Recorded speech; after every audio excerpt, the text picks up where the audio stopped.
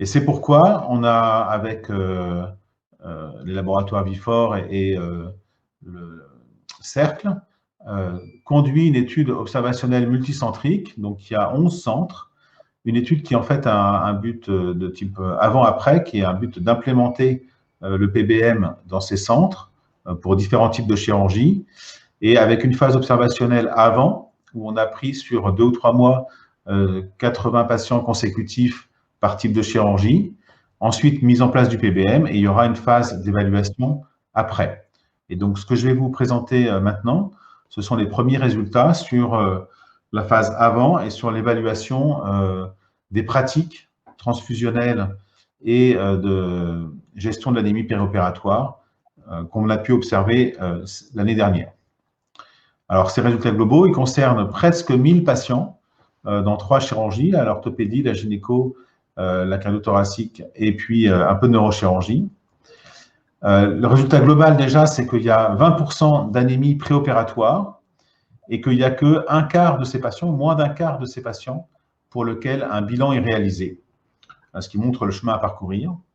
Et que pour les patients qui ont eu un bilan de martial préopératoire, ce qui représente 44% des patients, il y avait près de la moitié des patients qui avaient une carence martiale dès le préopératoire.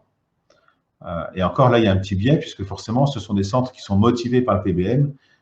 C'est une étude prospective, et donc on a pu déjà probablement un peu changer les pratiques et faire réaliser plus de bilans qu'habituellement. Enfin, le taux de transfusion brute, là, c'est 16% de patients transfusés, et il n'y a que moins d'un tiers, 30% des patients, pour lesquels cette transfusion est unitaire, c'est-à-dire où on a transfusé un seul culot globulaire à la fois, ce qui est là aussi une recommandation forte de tous les programmes de PBM. Donc on peut dire avec cette première photo que globalement, il y a 20% d'anémie, ce qui est connu et attendu, mais que 23%, 24% de bilan préopératoire, ce qui montre déjà une sous-évaluation, une sous-gestion de cette anémie préopératoire.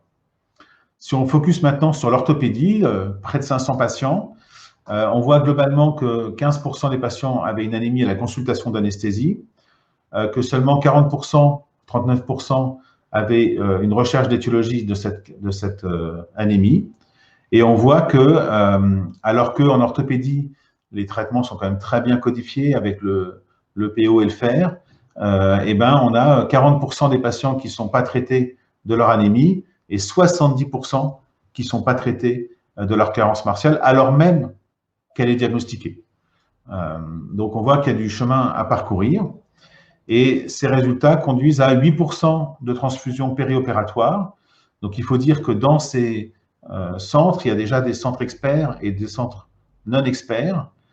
Et que si on regarde le taux de transfusion entre ces centres, ben en fait les centres experts sont à 5%. Dans ces patients, il y a aussi des reprises de prothèses et de hanches et de genoux, entre 5 et 8%.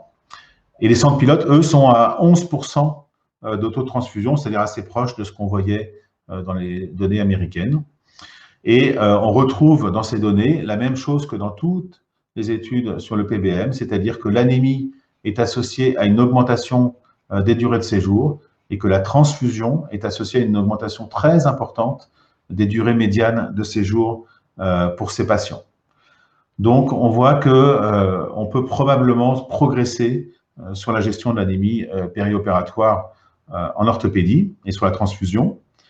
Et on a aussi 2 autres types de données. On a des 2 observatoires relativement récents sur l'utilisation des érythropoïétines biosimilaires, donc l'époïétine zeta pour l'observatoire Orchidée, qui a recruté des patients, 640 patients dans 40 centres entre 2013 et 2015, qui avait un taux de transfusion de 4,8%, ce qui peut vous sembler bas par rapport aux 8% que je viens de vous indiquer, mais en fait, les patients qui sont traités par EPO sont normalement avec un taux de transfusion de 0, puisqu'on a traité leur anémie, et donc ces patients-là, dans la plupart des études, une fois que tout le programme de PBM est mis en place, ne sont pas transfusés. Et ceux qui sont transfusés, c'est justement ceux qui ont échappé à l'érythropoïétine, comme l'a bien montré l'équipe de Xavier dans un papier récent d'anesthésio. Et ce qui est frappant, c'est que dans cette étude-là, alors même que ce sont des centres motivés pour la gestion de l'anémie opératoire, puisqu'ils utilisent le PO, on a 23% des patients qui n'ont pas d'acide tranexamique.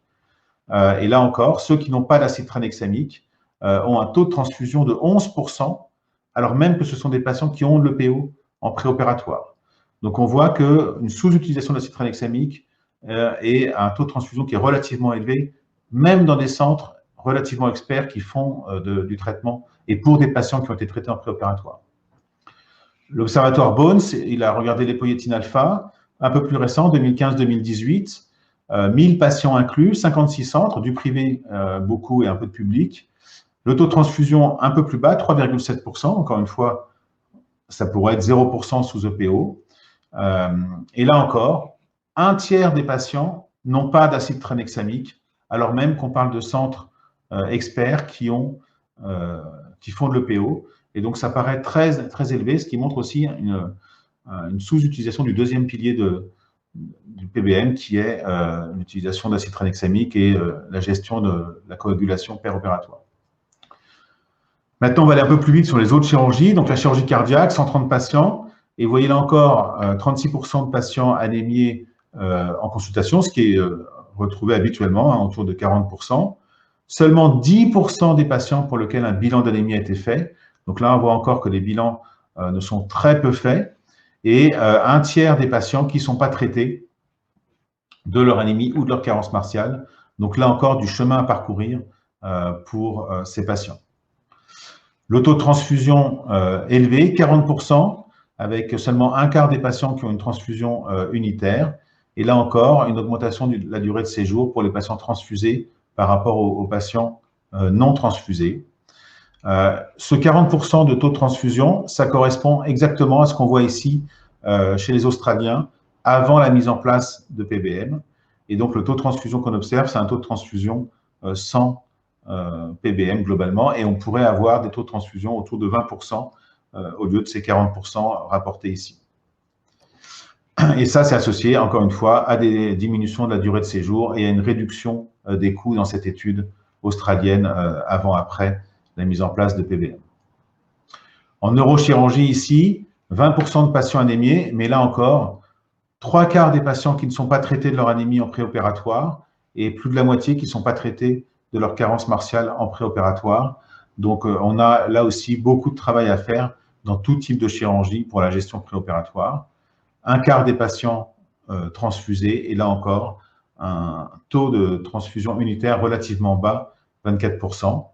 Et puis, toujours la même histoire, on voit une augmentation des durées de séjour chez les patients transfusés par rapport aux patients non transfusés.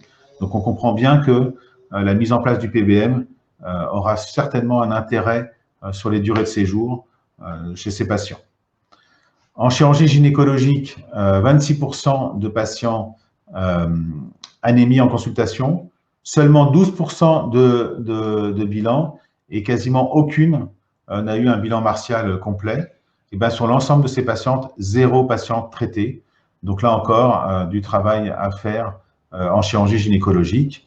6,7% de patientes transfusées avec une augmentation massive des durées de séjour chez les patientes transfusées.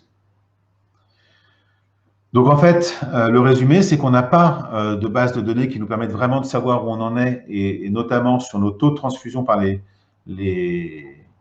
différentes chirurgies. Il n'y a pas de communication entre les bases de données de FS, d'hémovigilance et du PMSI notamment, qui nous permettrait d'avoir ces chiffres de façon quasiment autonome. Et donc, il y a vraiment la nécessité de travailler pour avoir des indicateurs de la mise en place de ces programmes de PBM. Les indicateurs, on les connaît, hein, c'est le taux de bilan préopératoire, le taux de traitement de l'anémie, l'utilisation de l'acide tranexamique, le taux de transfusion, le taux de transfusion unitaire. Et tous ces éléments-là, il faudrait qu'on puisse les avoir de façon régulière et continue. Parce qu'en théorie, quand on fait des analyses médico-économiques et qu'on applique ces réductions de durée de séjour aux patients qui ont eu un traitement de leur anémie préopératoire, même en prenant en compte le coût du traitement de cette anémie, on voit qu'on peut faire, par exemple ici, en chirurgie orthopédique, une économie de plus de 1 000 € par séjour, ce qui fait rapporter aux 171 000 séjours de 2016 plus de 200 millions d'euros d'économies pour les patients hospitalisés, enfin traités en orthopédie dans l'hôpital public. Et quand on regarde ce que pourrait faire en théorie l'implémentation d'un patient blood management dans les chirurgies orthopédiques, cardiaques et uroviscérales, eh ben, on en aurait des économies de 600 millions par an dans les hôpitaux publics, de 380 millions par an dans les hôpitaux privés, ce qui veut dire 1 milliard d'économies pour la sécurité sociale par an. Vous imaginez que le Ségur de la santé serait largement payé avec ça. Et surtout, ça économiserait également 65 000 kiloglobulaires par an, c'est-à-dire 2,5% des dons. Donc, il est urgent d'avoir ces données et de pouvoir mettre en place ce PBM, parce que je vous rappelle que l'anémie préopératoire dans nos données observationnelles ici, c'est 20% des patients et pour l'instant 60% qui ne sont pas traités. C'est 50% de carence faciale préopératoire et 50% qui ne sont pas traités. Et donc, il faut, comme pour le Covid, tester et non pas isoler, mais tester et traiter les patients en préopératoire. Enfin, pour la transfusion, c'est 16% des patients transfusés, mais là encore, on a un travail à faire pour augmenter la part des transfusions unitaires, c'est-à-dire de transfuser un seul kiloglobulaire. Et quand on regarde les recommandations du NICE pour le PBM, eh ben, une des recommandations fortes et qui est extrêmement efficace pour réduire la transfusion, eh ben, c'est Single Unit Policy, c'est-à-dire de ne pas donner 2 kiloglobulaires sans réfléchir et qu'il faut vraiment se poser la question avant de transfuser un deuxième kiloglobulaire au patient. Évidemment, tout ça s'entend en dehors du choc hémorragique ou du saignement actif. Donc, je vous remercie.